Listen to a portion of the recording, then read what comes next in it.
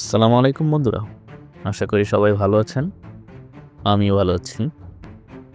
আজকে যে বিষয়টি নিয়ে আলোচনা করব, সে বিষয়টি হচ্ছে সার্বিয়া অনলাইন প্রসেসিং এর মধ্যে কোনটির মানে কি?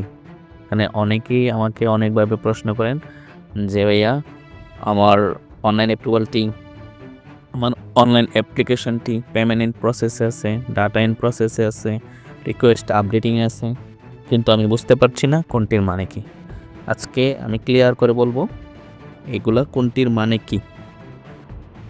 ভিডিওটি দেখলে আপনি স্পষ্ট বুঝতে পারবেন আপনার অনলাইন অ্যাপ্লিকেশনটি কোন পর্যায়ে আছে, পরবর্তী কোন ধাপে যাবে, পূর্ববর্তী কোন ধাপে ছিল এবং ভিসা অ্যাপ্রুভ বা রিফিউজ আসতে আর কয়টি ধাপ বাকি আছে।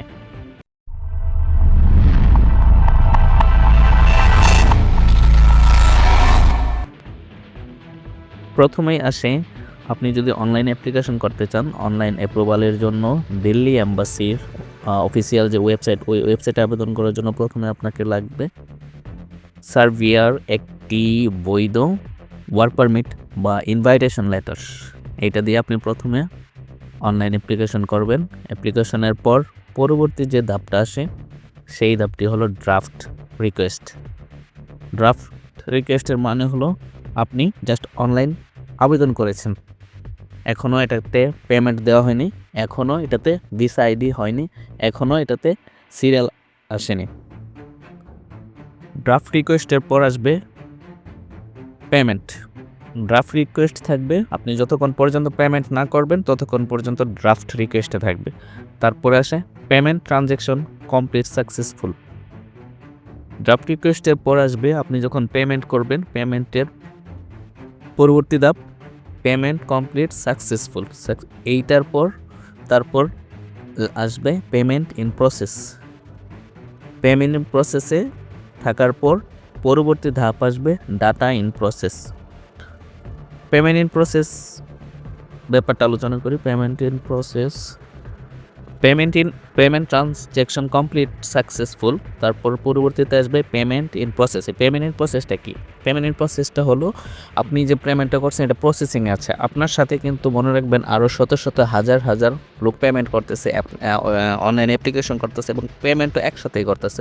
তো এগুলা সিরিয়াল বাই সিরিয়াল পেমেন্ট হতে বা পেমেন্ট এরা রিসিভ করতে একটু সময় লাগে। এই সময়টা প্রসেসিং হয়, তখন লেখা আসে পেমেন্ট ইন প্রসেস। তারপর আসে ডাটা ইন প্রসেস। পেমেন্টের পর তখন আসে পেমেন্ট যখন কমপ্লিট হয়ে যায়, পেমেন্ট যখন এরা রিসিভ করে তখন আসে ডাটা ইন প্রসেস।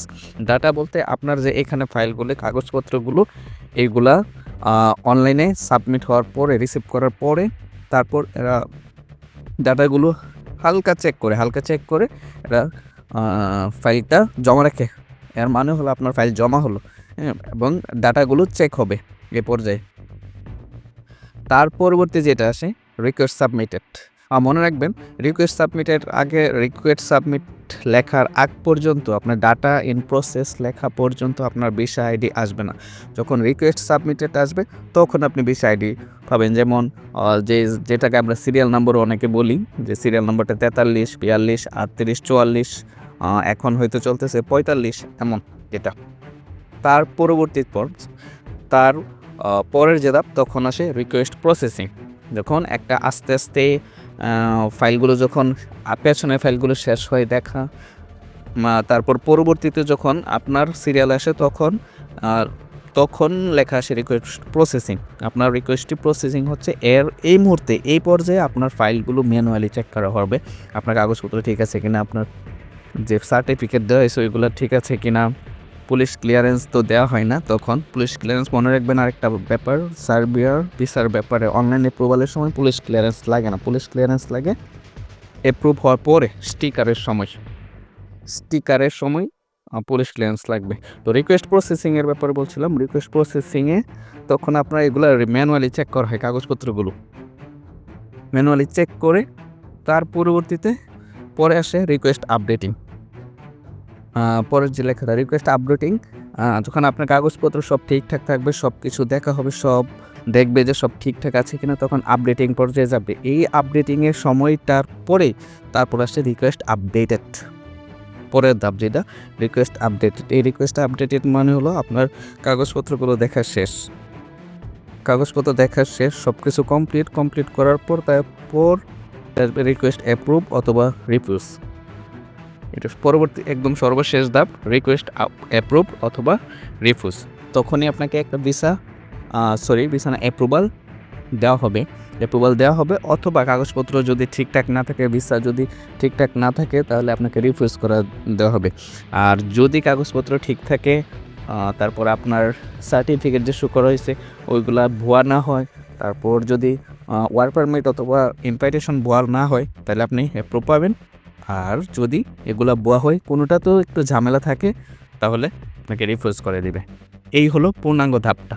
তো এর মধ্যে যদি আপনার কারো বুঝতে সমস্যা হয়, তাহলে আমাকে এর মধ্যে যদি কোথাও কারো বুঝতে সমস্যা হয়, আপনার কমেন্টে লিখবেন, আমি আনসার দিব।